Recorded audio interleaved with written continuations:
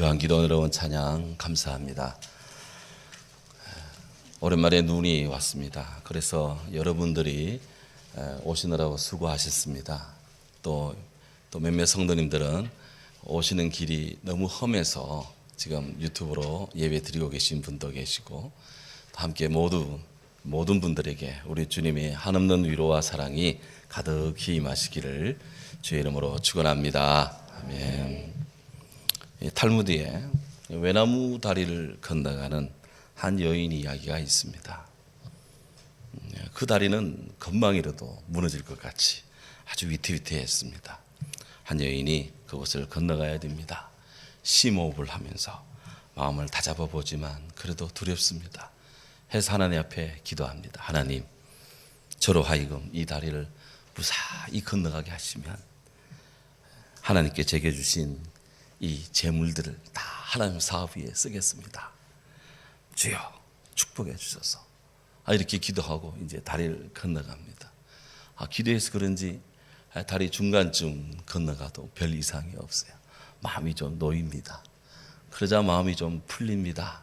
다시 기도합니다. 하나님, 제가 이 다리 지나가면 제가 하나님 앞에 다 드린다고 했는데 그러면 제가 알거지가 되잖아요. 주님 보시기에 좋겠습니까? 그러니 제 모습 이대로 주님 받으시길 원하는데 제가 저의 알거지를 원하지 않으심을 믿습니다.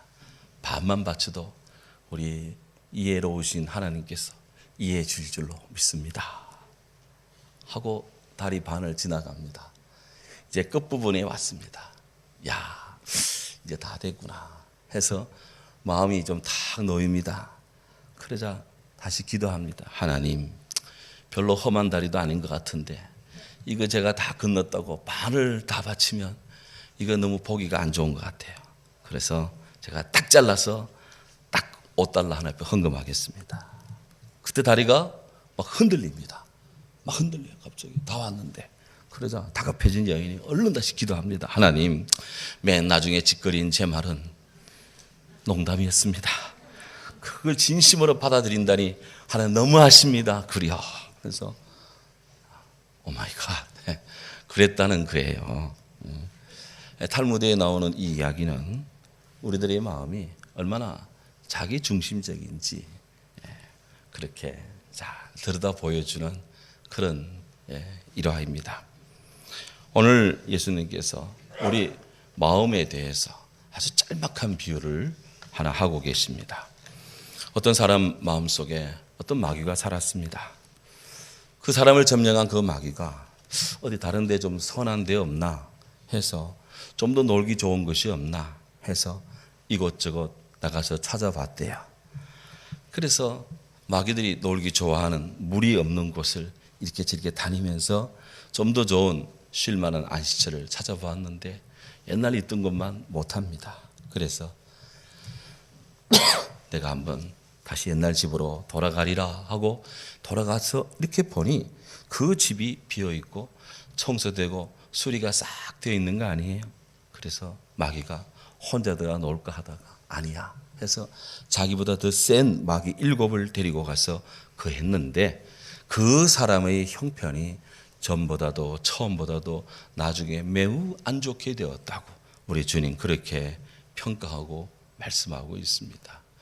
뭔가 알 듯 모를 듯한 말씀인데 도대체 이게 무슨 말씀이냐 상당히 의아하게 생각하는 분들이 많을 겁니다. 누가복음 11장 24절에서 26절에도 이와 똑같은 말씀이 기록되어 있습니다. 성경의 구조로 보면 이 말씀은 마태복음 12장 22절에서 37절에 나오는 소위 바알세불 논쟁에 이어서 나오는 말씀입니다. 다소 급작스러운 이 분위기 전환이라 좀 당혹스럽기도 합니다만은 신학자들은 예수님께서 이 말씀을 통해서 당신을 대적하는 유대인들을 책망하고 있다고 그렇게 말씀을 합니다. 신학자들은 소위 이 마귀가 들락날락하는 그 사람에 대한 예수님의 이 비유는 여러 가지 다양한 해석의 여지가 있다고 다 이구동성으로 말합니다. 그것을 다 이야기할 수는 없고 대표적인 것으로 두 가지 측면, 하나는 역사적 측면, 또 하나는 개인적 측면에서 해석의 여지가 있습니다. 역사적 측면에서 여기 마귀가 들락날락하는 사람은 그 마귀가 들락날락하는 그것이 바로 어떤 나라, 어떤 국가일 수도 있고 사람의 개인적인 혹은 영적인 사람의 마음의 상태, 집단적 마음의 상태라고도 볼 수가 있다고 그렇게 해석하는데요. 사람에게 들락날락하는 이 마귀의 준동에 대해서 이런 예수님의 비유를 역사적으로 해석하는 사람들은 다 고대 이스라엘이 바빌론 포로 70년 바빌론 유수 고통당하는 그 이후의 정황을 다 주목을 합니다. 성경을 살펴보면 하나님을 망각하고 하나님 말씀을 배반한 이스라엘은 바빌론의 포로가 되어서 70년 동안 압제를 삽니다. 그리고 고초를 겪습니다. 그런데 그 가운데서도 우리 하나님의 사랑은 멈추지 않습니다. 하나님께서는 바벨론, 페르시아 이어서 총리를 한 그 지혜로운 다니엘, 그에게 예레미야의 말씀을 생각나게 합니다. 다니엘서 9장 2절에 보면 다니엘이 하나님의 책, 예레미야의 책을 통해서 하나님께서 그 이스라엘 백성들에게 70년 예루살렘의 황폐함이 70년 동안 이를 것이다. 그 이후에 그들에게 다시 자유함이 올 것이라는 예언을 발견하게 합니다. 다니엘은 그 말씀을 붙들고 참 많이 울었고 그리 감격을 합니다. 그 말씀처럼 놀랍게도 이스라엘은 예레미야의 예언대로 바벨론에 딱 70년 딱 억압을 받고 난 다음 페르시아에 의해서 해방이 됩니다. 문제는 이렇게 과거 이스라엘 백성들이 바벨론에 70년 압제를 당하다가 극적으로 포로 귀환을 하게 된 그 상태, 자유한 상태지만 그들의 정신과 영혼은 우상 숭배라고 하는 더러운 귀신에 붙잡혀 있었습니다. 그래서 귀신들이 이스라엘에 해방된 이스라엘 사람들의 영혼을 꽉 잡고 있습니다. 그때 하나님께서 학사 에스라, 느헤미야 같은 믿음의 지도자들을 세워서 소위 영적 각성운동을 일으켰습니다.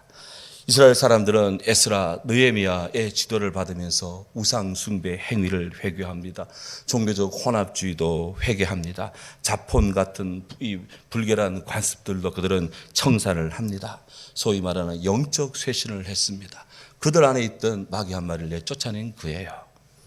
그런데 안타깝게도 이런 느헤미야, 에스라의 영적 쇄신 운동은 인간의 부패한 죄성의 무게를 다시 이겨내지를 못합니다. 해서 이스라엘은 다시 정신적, 영적으로 와해되고 붕괴되어 버립니다. 그들은 더 심각한 고통을 당합니다. 다시 그들은 하나님을 믿지 않고 하나님을 섬기지 않고 그들 마음들이 길을 가다가 타락의 타락을 거듭하다가 알렉산더에게도 지배를 받고 로마에게도 지배를 받습니다. 그것이 지금 예수님 시대까지 이루고 있는 것입니다. 바로 처음에 마귀 한 마리가 있었는데 어떻게 된지 그를 쫓아내고 났는데 다시 악한 7마리 마귀가 이스라엘을 점령하고 있다. 이것이 역사적으로 바로 마귀가 들락들락하는 이 마음을 이렇게 역사적으로 해석하는 한 경향이 있습니다. 또 예수님의 이 마귀가 들락날락하는 그 사람에 대한 이 비유를 개인적인 측면에서 한 사람의 영적인 정신적인 상태로 해석하는 그런 경우도 있습니다. 예수님께서는 니느웨 사람들도 요나의 전도를 받고 회개를 했고 에디오피아 여왕도 솔로몬의 지혜를 감동을 받았는데 이 이스라엘 백성들은 소위 율법 전문가라는 바리새인 사두개인들 이 사람들은 요나보다도 크고 에디오피아 여왕 솔로몬보다도 큰 우리 예수님 그를 믿지 않고 그를 따르지 않고 그를 섬기지 않고 그렇게 천국 복음을 영접하지도 않고 그렇게 완악하게 마음이 굳어진 상태. 그래서 너무나 이렇게 주님을 대적하는 그런 경향이 너무나 농후한 이런 사람들, 바로 그런 이스라엘의 계층을 바로 귀신 들려 더러운 귀신 들린 사람, 마음대로 귀신이 들락날락하는 사람으로 지목하고 있다. 우리 이렇게 개인적인 측면으로 보는 해석이 있습니다. 중요한 것은 역사적으로 해석하든 혹은 개인적으로 해석하든 바로 한 인간의 마음에 마귀가 들락날락한다는 것입니다. 이 마음의 준비가, 마음의 장이 그렇게 중요하다는 거예요. 오늘 여러분과 저의 마음에 누가 주인이 되어 있습니까? 굳이 이렇게 마음을 지목하고 마인드를 강조하는 이유가 어디에 있겠습니까? 전통적으로 기독교 신앙은 사람의 마음을 대단히 중요시합니다. 왜냐하면 인간은 그 마음에 의해서 하나님의 형상 안에 있기 때문에 그렇습니다. 사람의 마음은 창조주 하나님과 영적으로 교제하는 부분이기 때문에 그렇습니다. 성경에서 사람의 마음은 단지 오늘 우리가 느끼는 내 마음은 안 그래 하는 뭐 느낌이나 내 마음 못 참아 하는 감정으로만 이해하는 부분이 아닙니다. 사람의 마음은 인간의 도덕적, 인격적, 영적인 중심 센터입니다. 사람의 마음은 하나님과 가장 가까이 나아갈 수 있는 좌소, 장소이기도 합니다. 우리의 몸이 아무리 뛰어나게 높이 뛰기를 많이 해도 하늘에 계신 하나님께 가까이 갈 수가 없어요. 하지만 우리의 마음은 주께로 가까이 갈 수가 있습니다. 그래서 마음은 하나님께로 가까이 가는 중요한 그런 장이 되는 것입니다. 초대교회 수도사 가운데 요한 클리마쿠스라는 분이 있는데요. 이분이 나는 마음을 다해 기도합니다. 즉 내 몸, 내 혼, 내 영으로 기도합니다. 이런 이야기를 자주 이야기를 합니다. 그때 이 요한 클리마쿠스가 고백하는 나는 마음으로 기도합니다 라고 하는 그 마음은 그의 몸, 그의 혼, 그의 영혼이 다 담겨 있는 그런 것입니다. 그래서 우리가 마음의 기도로 죽게 한다라고 하는 것은 기도하는 사람의 행동, 기도하는 사람의 생각, 기도하는 사람의 정신, 기도하는 사람의 영혼이 분리되지 않고 하나가 되어 통합되어서 그런 상태로 일치된 상태로 하나님 앞에 기도하는 거예요. 하나님은 바로 그런 기도를 받으십니다. 하나님께 상달되는 기도가 마음으로 드리는 기도라는 거예요.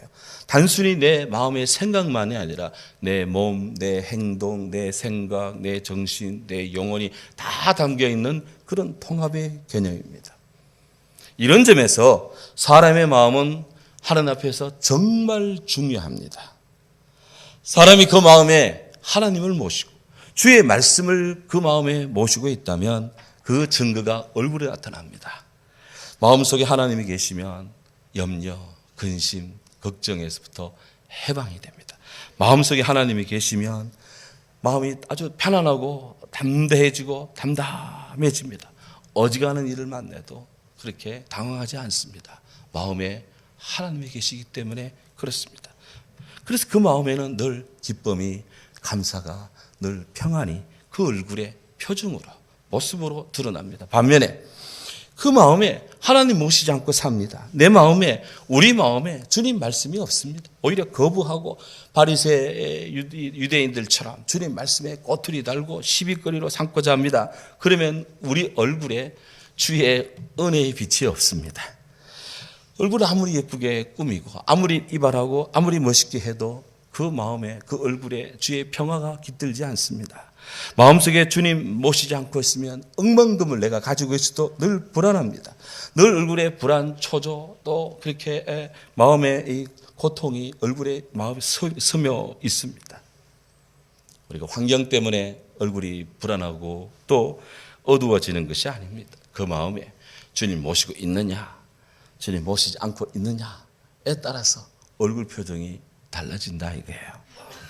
언제부터인가 한강의 기적을 이룬 우리나라에 한탄을 말하는 나라가 되었습니다. 우리나라에 스스로 행복하지 않다라고 생각하는 사람이 너무너무 많다고 하는 그런 통계 기사를 보면서 정말 우리 마음이, 제 마음이 슬프더라고요. 더 이상 일자리를 찾고 싶지 않고 찾지 않는다는 사람들이, 그래서 무기력의 늪에 빠져 있다는 사람들이 참 자꾸 늘어나고 있다라고 하는 그런 통계를 내가 신나게 일해본 적이 언제인지 기억이 가물가물하다는 사람들의 이야기, 그런 뉴스가 매일 흘러나오고 있습니다. 봉급 올려주지 않아도 좋으니 그대로 계속 일하게 해달라고 하는 어느 젊은이의 그 절규, 그 기사를 제가 신문에서 읽으면서 저도 모르게 울었다는 거 아니? 주여, OECD 10위권의 경제력을 자랑하고 선진국 클럽에 들어갔다 하는데 왜 우리에게는 이렇게 행복이 없을까? 지난 20, 30년 전과 비교해 보아도 못 먹는 사람이 없고 절대 빈곤에 처한 자는 없는데 왜 우리들의 평균적 일상은 이토록 우울해지고 사회가 활력을 잃어가고 있는 것인가? 사람들은 왜 그렇게 이 행복감을 느끼지 못하고 늘 관계성의 문제를 호소하며 성공에 대한 열등감으로 그렇게 피로해하고 있을까? 행복시서라는 책의 서문에 이 문제를 이렇게 진단하더라고요. 행복, 관계, 성공은 서로 연결되어 있다. 마음이 행복한 사람은 성공할 가능성이 높고 성공한 사람은 행복의 조건을 갖추었다. 관계가 좋은 사람은 행복하고 성공의 궁극적 목적은 행복의 관계를 위함이다. 상당히 공감이 되더라고요. 이 저자에 따르면 행복은 상당히 주관적입니다. 행복을 계량화할 수 없다. 행복을 객관화할 수 없다. 행복은 상당히 주관적이다. 남들이 볼 때는 시시하고 소소하게 여기지만 그 본인에게는 그것이 매우 중요할 수가 있어요. 그래서 아주 작은 것에도 행복감을 느끼는 것이 우리 인간이랍니다. 어떤 분은 그래서 이 저자는 행복을 시소놀이와 같다 그렇게 이야기를 해요. 여기 놀이터에 가면 시소 있죠. 저 어릴 때 시소 많이 탔습니다. 이쪽 끝에 두 사람이 앉아서 오르고 내리고. 저는 뭐 좀 몸무게가 늘 있으니까 내려가는 건 별로 걱정이 없더라고요. 올라가는 게 좀 문제였을 거라지. 저를 올리는 사람이 이 몸무게가 약하면 잘 올라가지 않는다 이 말이에요. 그런데 이분이 말하면 인생의 행복이라고 하는 이 시소놀이에는 양 끝단에 한쪽에는 기준이, 한쪽에는 행복이라는 것이 딱 있다. 이 기준이라는 것은 뭔가 내가 판단하고 또 뭔가 이렇게 결정을 하는 기준이라는 것, 그리고 행복이라는 것, 딱 이렇게 했는데 누구든지 기준을 낮추면 행복은 올라가는 거예요. 기준을 높이면 행복감은 낮아지는 거예요. 나는 왜 행복하지 않은가? 라고 할 때 나는 왜 저 사람보다 덜 행복한가? 라고 생각된다면 자신의 기준점을 좀 낮춰보라. 그러면 행복감이 올라갈 것이다 이 말이에요. 나의 기준점을 매우 높이면 행복은 낮아지고 만다는 것입니다. 보십시오. 기준이라는 것을 아직 모르는 아기들은 늘 행복합니다. 누구 앞에서라도 웃습니다. 아기들의 특징이에요. 그런데 온갖 기준점에 어른거리는 이 어른들은 늘 기준 속에 살다 보니까 행복하다고 말할 리가 없다는 것입니다. 그래서 인생이라는 행복은 시소 원리와 같이 이렇게 낮아지느냐 높아지느냐에 따라서 그의 행복감이 높아지느냐 낮아지느냐 그 문제다 하는 겁니다. 어떤 사람들은 관계라는 것을 굉장히 중시하고 그 속에서 문제점을 느낀답니다. 맞습니다. 인간이라는 것은 사람인자 사이간자 한자로 보면 사람 사이입니다. 관계적인 존재입니다. 관계를 마음과 마음이 통하는 어떤 그런 수평적 교류 내지 채널, 어떤 통로라고 한다면 인간은 사회적인 존재이기 때문에 관계를 잃으면 다 잃습니다. 관계를 얻으면 다 얻는 것 같아요. 우리가 인생의 면면을 반성하거나 혹은 태도를 바꾸거나 좀 더 이렇게 마음을 새롭게 하거나 하면은 뭔가 관계가 좋아지고 또 발전합니다. 하지만 내가 내 자신을 닫고 폐쇄하고 하면은 뭔가 사람들의 관계가 껄끄러워지고 그렇게 사람이 상당히 어려워요. 근데 사람들이 관계성이 가장 행복하고 좋을 때가 어떤 관계냐? 그건 사랑의 관계입니다. 관계의 핵심은 사랑 속에 있다. 누구나 인생에 있어서 사랑의 중요성을 압니다. 그 모든 관계성에 사랑으로 되기를 원합니다. 하지만 그 수많은 사람들이 사랑 때문에 울고 사랑 때문에 웃고 사랑 때문에 미치고 사랑 때문에 열받고 왜 그렇습니까? 그 이유가 뭘까요? 좀 어려운 이야기지만 에릭 프롬의 사랑의 기술이라는 책이 있습니다. 영어로는 The Art of Love라는 건데요. 사랑의 기술. 이 번역을 이렇게 해요. 사랑의 기술이라고. 무슨 사랑이 무슨 기술이냐라고 이렇게 힐난한 사람이 있을지 모르겠지만 여기서 아트 번역되는 기술이라는 것은 그리스 테크네에서 파생된 것인데 무엇인가를 만드는 인간의 활동입니다. 무엇인가를 되게 하는 인간의 활동을 기술이라고 합니다. 에리프롬에 따르면 오늘날은 시장 논리 속에 살고 있습니다. 그리스 시대도 마찬가지였어요. 어느 시대나 사람들이 사는 것은 시장 원리가 다 지배를 합니다. 그래서 시장 원리는 늘 이해타산입니다. 늘 계산합니다. 이해타산. 수입이 많으냐 적으냐 높냐 낮냐 늘 이해타산합니다. 그래서 사랑도 이해타산으로 여기는 사람들이 많다는 것입니다. 물론 그렇지 않고 플라토닉 사랑, 정말 인간적으로 그리스도 안에서 아름다운 신앙적인 도덕적인 그런 감화를 주는 사랑을 하기도 하지만 많은 사람들이 자기 편의에 따라 사랑을 마음대로 재단해요. 이게 사랑의 이해타산입니다. 왜 사람들은 그렇게 좋은 말을 들으면서도 그러면 안 되는 줄 알면서도 왜 사랑을 이렇게 이해타산적으로 할까? 그것은 인간 세계가 너무나 복잡하고 인간이 너무나 교묘해졌기 때문이다. 인간이 너무나 교묘해졌기 때문이다. 인간 자신이 너무나 계산적이기 때문이다. 그래서 그에 따르면 사랑의 기술이 필요하다. 그가 말하는 사랑의 기술은 다름 아닌 인격의 성장입니다. 겸손, 용기, 신념 이런 인격의 기술들이 향상이 되어야 된다. 이런 인격의 성장이 없는 한 이웃을 사랑이 어렵고 개인적인 사랑도 어렵고 자족하기도 어렵고 만족하기도 어렵고 기준을 낮추기도 어렵고 이해하기도 어렵다는 거예요. 그래서 그는 촉구합니다. 사랑하기를 멈추지 말라라고 하는 어거스틴의 말을 인용하면서 사랑하기를 힘쓰는 인간이 되어야 됩니다. 사실 성경에 더욱 사랑하기를 힘써라. 성경에 그렇게 말씀했거든요. 다 성경에 나오는 이야기를 이렇게 해석을 하는 거예요. 성경을 보면 하나님께서 우리를 사랑하십니다. 우리 예수님께서 우리를 사랑하십니다. 주 예수님은 우리를 인격적으로 사랑하십니다. 어린이를 품에 안고 우리 예수님은 축복하십니다. 이런저런 질환에 시달리는 그런 사람들 주님 물리치지 않고 병원이 없다, 있을 곳이 없다 하면서 집에 가서 치료하라 하지 않으시고 우리 주님은 다 오라 하십니다. 수고하고 무거운 짐진 자들아 다 내게로 오라. 내가 너희를 쉬게 하리라. 그래서 눈이 안 보이는 사람은 눈을 터치해주고 손 마른 사람은 손을 잡아주고 또 이렇게 베드로 장모의 열병이 심각할 때 그 손을 잡아서 치료해주고 물에 빠져 허덕이는 제자 베드로 잡아서 물에서 끌어 올려주고 주님은 다 수고하고 무거운 짐진 자들을 다 고쳐주고 치료해주고 회복시켜 주십니다. 정말 우리 예수님은 십자가에서 우리의 질고를 지고 우리의 슬픔을 당하십니다. 예수님은 사람들이 그를 찔렀습니다. 사람들이 그를 채찍을 매겼습니다.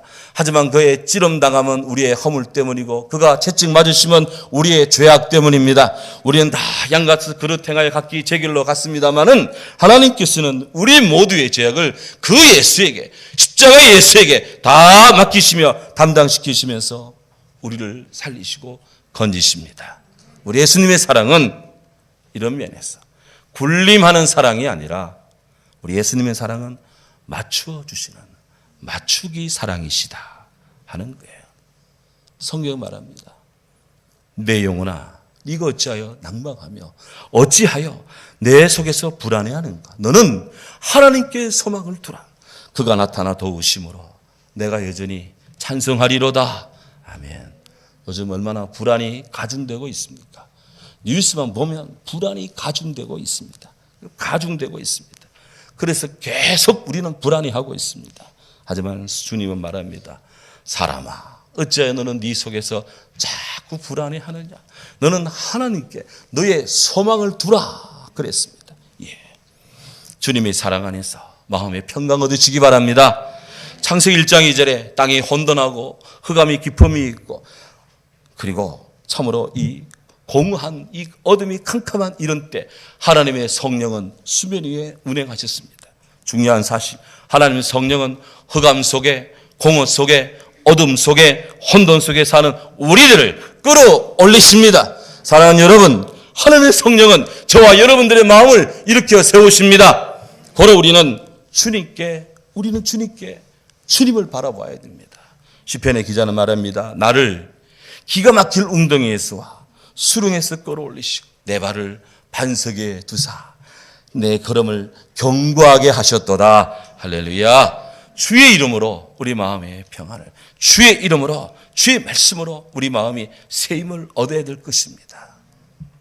마귀는 이런 우리들의 마음을 훔치고자 지 마음대로 들락날락합니다. 그래서 그 사람 마음에서 어디 더 좋은 곳 어디 없나 해가지고 이것저것 찾아본 마귀지만 그보다 더 좋은 것이 없는 것 같아. 그래서 다시 자기가 있던 곳으로 가보려고 합니다. 집단하면 개도 고생이라는데 마귀도 이걸 아는 거예요. 그래서 자기가 나왔던 그 사람에게로 가봤습니다. 가봤더니 그 집이 비고 소재되고 수리가 되어 있었다고 성경은 예수님 말합니다. 비어 있었다. 그 말은 아무도 거주하는 사람이 없었더라는 것입니다. 이 부분에서 종교기자 존 칼빈은 이런 주석을 했습니다. 성령께서 그 사람 집에 거하지 않기 때문에 그 집은 다시 귀신 받아들이기에 딱 좋은 상태로 유지되고 있었다 하는 거예요. 오늘 저와 여러분의 마음에 주 예수 그리스도 우리 주 하나님 성령이 우리 안에 거하지 않으면 마귀가 지들 마음대로 우리 안을 들락날락 한다는 거예요. 이걸 잘 알아야 돼요. 그 집이 깨끗이 소재되어 있었답니다. 집안이 깨끗하면 좋지요. 이 긍정의 의미가 아닙니다. 마귀가 들어와 살기에 적합하도록 집안이 잘 꾸며져 있었다는 거예요. 수리가 되어 있었답니다. 장식이 잘 되어 있었다는 뜻입니다. 마음이 마귀가 그 안에 들어오도록 이곳저곳에 아주 그냥 거치할 것들이 딱 좋게 이렇게 저렇게 내 생각대로 내 마음대로 그냥 그 마음이 그냥 꾸며져 있습니다. 주의 말씀으로 내 마음이 갖춰져야 되는데 주님의 말씀은 없고 그냥 내 생각 내 안에 꽉 차 있습니다.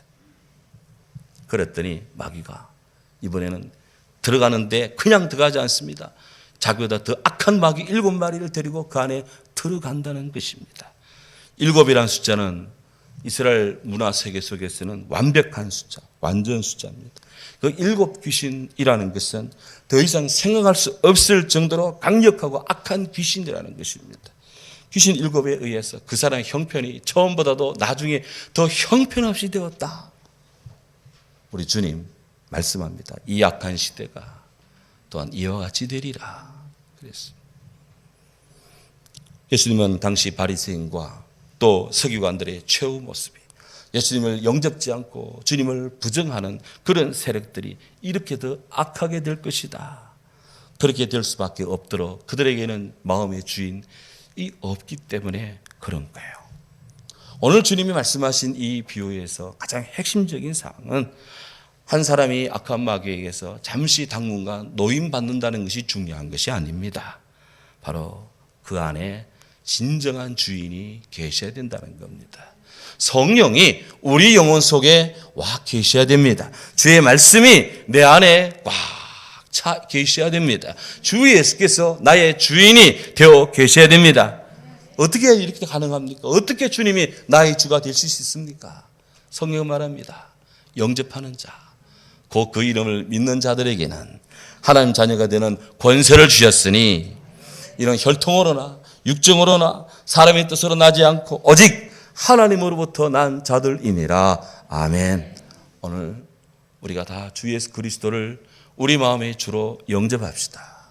사람의 혈통으로 주관되는 것이 아닌 하나님의 뜻으로 난 그런 거룩한 주의 중생한 백성, 성결한 백성, 주의 치료를 받는 신유의 백성, 주님 오심을 기다리는 재림의 성도로, 재림을 구하는 그의 성도로 우리가 서 있읍시다. 하나님 말씀으로 거룩해집시다. 하나님 말씀으로 성결해집시다. 주님 말씀으로 무장합시다.